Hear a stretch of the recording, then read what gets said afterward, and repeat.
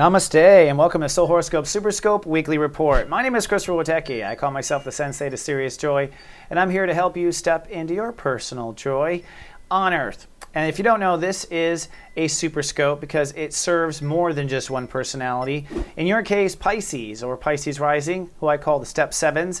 And for those who have Venus in Pisces, I have a little love segment for you a little later. So that said, where are the Step 7s? Well, the Sun has moved into Taurus now.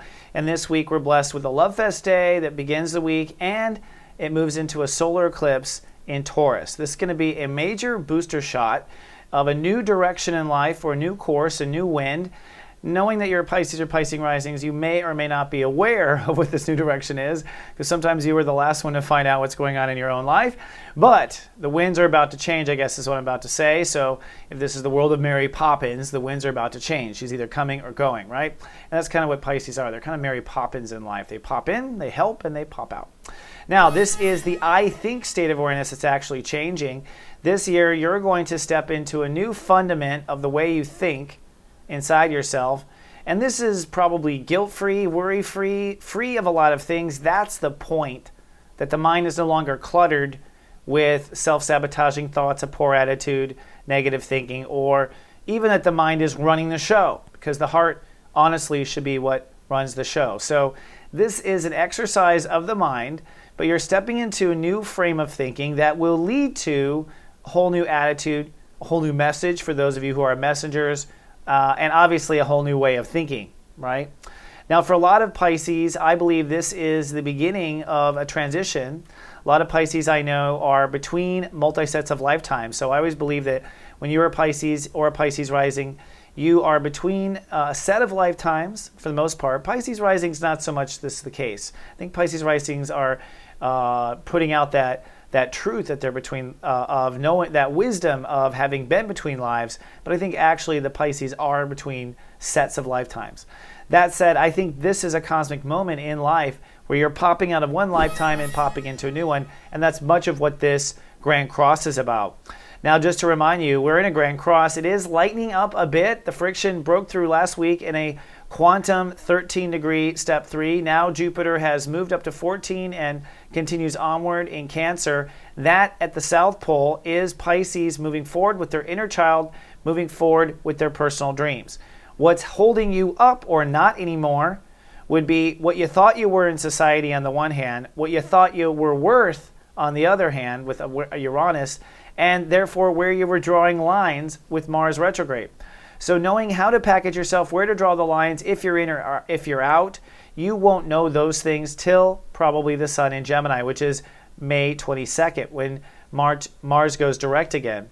In the meantime, as you are understanding where to draw your lines, where you're in or where you're out, you're everywhere at the same time, always. That's kind of what Pisces is. What is moving forward and what keeps you on a certain course is Jupiter at the bottom, pushing you forward to emotionally get more excited about what your heart wants. So in a nutshell, you may not know how you're getting paid. You may not know what your title is in society. You may not know what your relationship is to who you're interacting with. What you will know is whether or not you're enjoying it and moving forward in that joy. That ultimately is your discretion. Now, that said, we have a solar eclipse that is happening here in Taurus at step 8.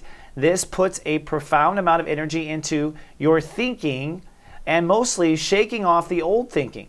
So what old thinking is it? Well, the old thinking, to keep it clean, is thoughts around the old hurt heart, thoughts about you not being on your heart's path. Anything that doesn't support the new, creative, fun way to go has to go, ultimately. And that's what the solar eclipse is. It is the sun I love and the moon I feel compounding. So when you love it and you feel it, all right, you create a seed that manifests. That's the essence of Taurus, to love it and to feel it, to love it and to trust it as well. So that said, love it and feel it, that the old bad wicked witch is dead, and that might be a way of thinking, that might be depression, that might be anxiety, that might be negative thinking. It could be all sorts of things that you're shaking off in order to free up the frontier of imagination. And because Taurus is how you think as a Pisces or Pisces rising, your thoughts really do become reality. You know, they say thoughts become things in The Secret. Well, for Pisces, very much so. Other signs, yes, an important step. For you, yes. So managing your thoughts is very important, and therefore your attitude. Now, a little too much too soon. Now, I want to point out this grand trine that's going on underneath the seams. Chiron, as well as Neptune, as well as Venus, but I only put Chiron here because it's part of the trine, is helping you to heal your ego, which is your pride, failures, failed attempts, when the dumbass in us. That's what I call the ego, is the dumbass. So you are healing the dumbass. On the other side, Saturn and Scorpio, you are holding and sticking to what you believe, and then Jupiter is pushing forward with your heart. So this is moving forward, this emotional maturing, your heart, your pride, and your belief. Heart, pride, belief, heart, pride, belief, heart, pride, belief, moving into a healing, even though there's this square going on, holding back the other parts of your life at this moment.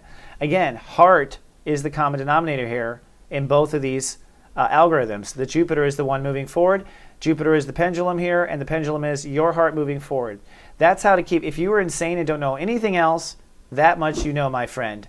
So looking at this week, to sum up the week, you are rebuilding self-esteem around your thoughts, because when you're a Pisces or Pisces rising, thoughts become things. Rebuilding self-esteem means you cut away what's not working. I believe what you're cutting away will happen by Tuesday early morning, which is the solar eclipse in Taurus. So Tuesday morning, 12 a.m., you want to, I just realized I forgot a graphic that I want to put in here. But at early in the morning, you want to hold space, love, and trust that the old thinking process, the depression, whatever it is you're changing, or the old book deal, these could be contracts, bad contracts you're letting go of too, FYI, is dead. Then Wednesday, we're holding space. Then Thursday, things get very mental and fast and moving quickly, and this is a part of loving and trusting. And by the weekend, you are really beginning to move into starting to feel this whole energetic inner child, what the heart really wants. So by Saturday, I believe you'll start to feel that dreams are moving forward. Is the rest of life moving forward? No, it's stuck in the square. But feeling is believing, at least right now. So that said, what about if you love like a Pisces? Well, if you have Venus in Pisces, or a 7 VQ, or your Venus quotient is 7, this is a great time for you. I believe this week you'll be moving into a period of really feeling sexy. Really beginning to feel that your love potential is sexy. This is from the combined everything else. And because the 7 VQs are caught up in that grand trine I was talking about, you really are moving at a faster potential to love more than others. And that literally pulls you deeper into true love. So what does that mean? Well, it means for single 7 VQs, I think that you're going to be very attractive starting now, regardless of whether or not things are moving forward. At least you're being noticed even on the bus. For those who are in existing relationships, this is where you become a bit sexier in the relationship, which might call the others ante up and call them to kind of step up. Or if the two of you are in total synergy, the two of you move into this new kind of social couplehood. And if you're single and intend to stay single, well then having Venus in Pisces means that your own loving nature and creative interactive with the world is going to a new higher kind of master shui level. All three are good news for the 7 VQs.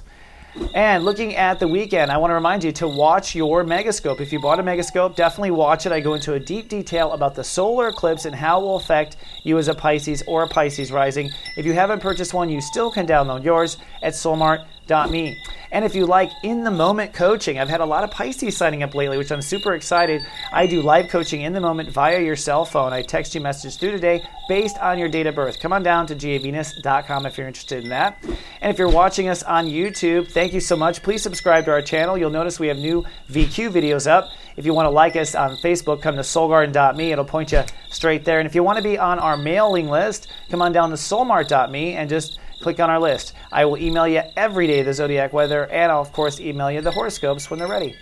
All right, that's all I have for the God service providers. Have a great week. Good luck with the eclipse. Shut off all that negative thinking. And we come back, we're going to build from that thought up from there. All right, I love you. Live, love, be.